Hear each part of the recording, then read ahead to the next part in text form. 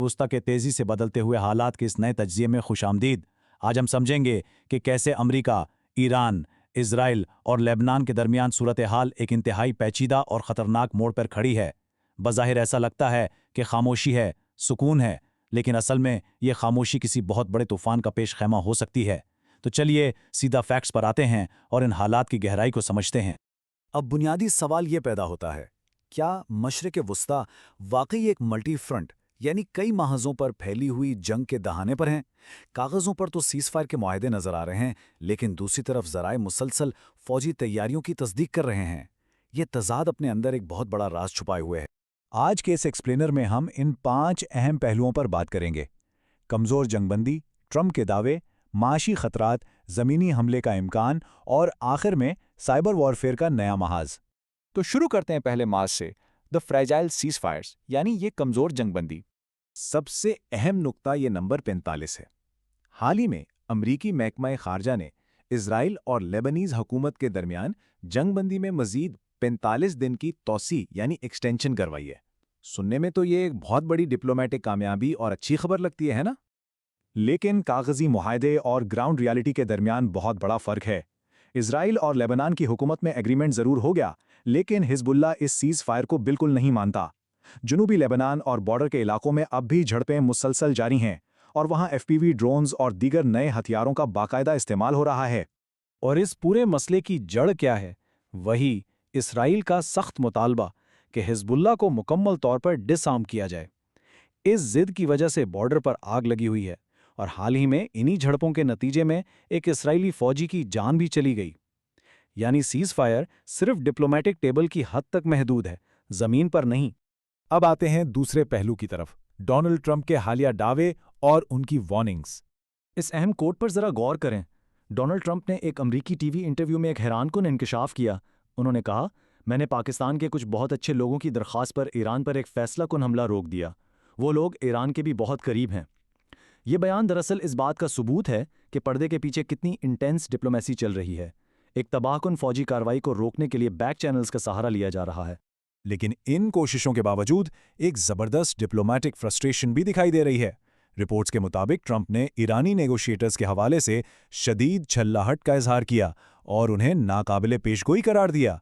यानी एक दिन वो किसी शर्त पर मान जाते हैं और अगले दिन ऐसे रिएक्ट करते हैं जैसे कुछ हुआ ही ना हो।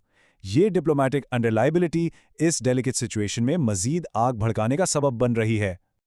और इस फ्रस्ट्रेशन का ग्राउंड पर क्या नतीजा निकल रहा है?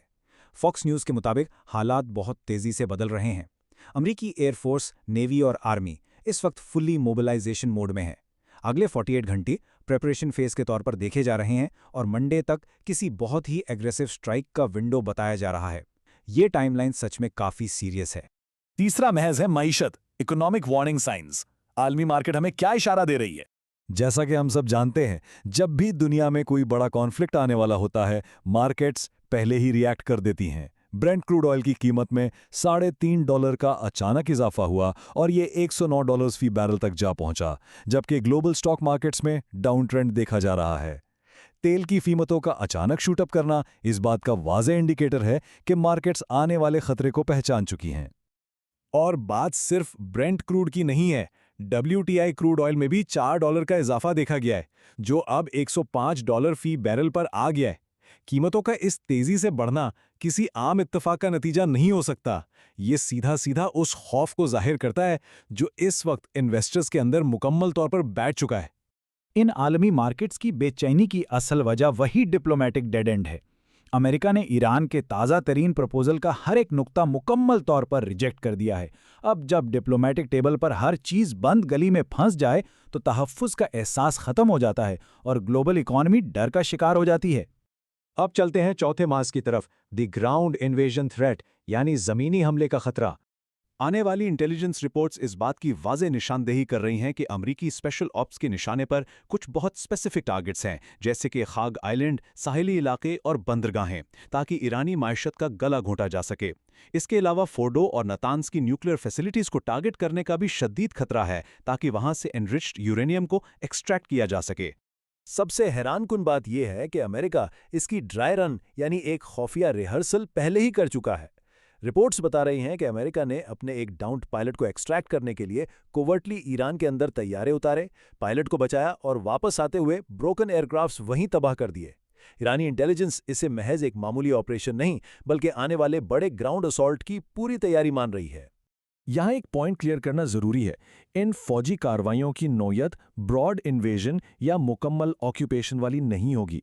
ये प्योरली शॉर्ट टर्म इन्फेंट्री और स्पेशल मिशंस होंगे जो ज़्यादा से ज़्यादा चंद हफ्तों पर मुहित होंगे।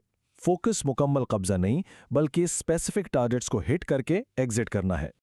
और अब आखिरी 5वां मैदान, साइबर वॉरफेयर फ्रंट यानी डिजिटल दुनिया की जंग। CNN की ताज़ा रिपोर्ट के मुताबिक ईरानी हैकर्स ने साइबर डोमेन में अमरीकी गैस स्टेशंस पर एक अहम हमला किया। उन्होंने फ्यूल मॉनिटर्स की एक इंतहाई मामूली खामी यानी मिसिंग पासवर्ड्स को एक्सप्लॉइट किया। उन्होंने सिर्फ डिजिटल मॉनिटर्स की रीडिंग्स को अल्टर किया, लेकिन असल फ्यूल लेवल्स को ना ही छुआ और ना ही कोई फिजिकल डैमेज पहुंचाया। यहाँ एक सवाल जहन में आता है कि अगर नुकसान नहीं किया तो इस हमले का पॉइंट क्या था? इसका मकसद फिजिकल डिस्ट्रक्शन बिल्कुल नहीं था, बल्कि एक इंतहाई क्लियर मैसेज देना था। ये ईरान की तरफ से एक वार्निंग थी कि उनके पास अमेरिकी डोमेस्टिक इंफ्रास्ट्रक्चर को डिसरप्ट करने की मुकम्मल कैपेबिलिटी मौजूद है।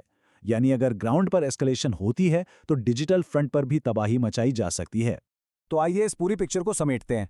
एक तरफ फौजी तैयारियां उरूज पर हैं, डिप्लोमैटिक नेगोशिएशंस मुकम्मल बंद गली में हैं, ग्लोबल इकोनॉमी पैनिक मोड में है, ज़मीनी हमले का टारगेट सेट हो चुके हैं और साइबर वॉरफेयर बाकायदा शुरू हो चुकी है। तो इन सब के होते हुए सबसे अहम सवाल ये पैदा होता है, मशरिक़ वुस्ता में जंग बंदी का ये धोखा और खामोशी आखिर कब तक कायम रह सकेगी? क्या हम सच में एक नई आलमी जंग के बिल्कुल किनारे पर खड़े हैं? ये वाकई सोचने का मुकाम है। इस तज्जिये में हमारे साथ शामिल होने का बहुत शुक्रिया।